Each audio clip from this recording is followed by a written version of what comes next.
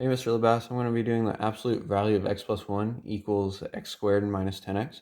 And since it's an absolute value problem, we're going to have to do the positive. There's going to be two answers, a positive value and a negative value for the equation. So we're going to do x plus 1 equals x squared minus 10x.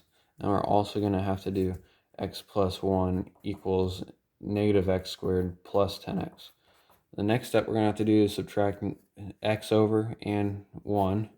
That will get us, for the first equation, x squared minus 11x minus 1, and that's equal to 0. And for the next equation, we're going to just do the same thing, minus x and minus 1. And then we're going to do subtract x and subtract 1. That's going to get us negative x squared minus, or plus 9x minus 1 equal to 0. And the next thing we'll have to do is to see if it's able to be factored, and it's obviously not, so we're going to have to do the quadratic equation, what's x equals the opposite of b plus or minus the square root of b squared minus 4ac all over 2a. And that means that 1 is going to be the a value, negative 11 is the b value, and for c the value is negative 1.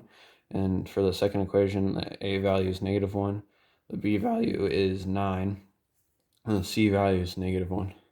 So we'll do, for the first equation, we're going to do x equals 11 plus or minus the square root of b squared, which is also negative 11 squared, but in parentheses, minus 4, 1, since the 1 is the a value, and the c value is negative 1, all over 2a.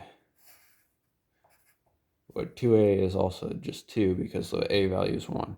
And x equals 11 plus or minus 121. And negative 4 times 1 is negative 4. Negative 4 times negative 1 is 4. So it's going to be 121 plus 4 all over 2. And that gets us x equals 11 plus or minus square root of 125 all over 2. X equals 11 plus or minus, and if you look at the root tree, it'll be 125, and it's 5 and 25 equal 125, and 5, 5, 5, 5. So we got a set of 5s and then one remainder 5. So that's going to be 5 root 5 all over 2. And that's going to be our first answer. And for the second equation, we're going to do the same quadratic formula, which is opposite of b, which is negative 9 plus or minus square root of b squared, which is 9 squared, minus 4ac, 4 times negative 1 times negative 1 all over 2a, which is negative 2. X equals negative 9 plus or minus 81, and then negative 4 times negative 1 is 4. 4 times negative 1 is going to be negative 4. So it's going to be 81 minus 4 all over, and then negative 2.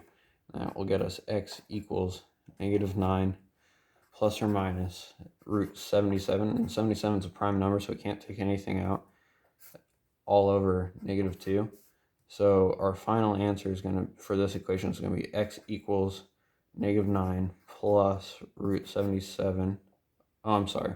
X equals, since we can take out the negative 1, the final answer is going to be 9 plus root 77 all over 2, or 9 minus root 77 over 2. And for the first equation, our final answer will be x equals 11 plus 5 root 5 over 2, and 11 minus 5 root 5 over 2. All right, that's all my work.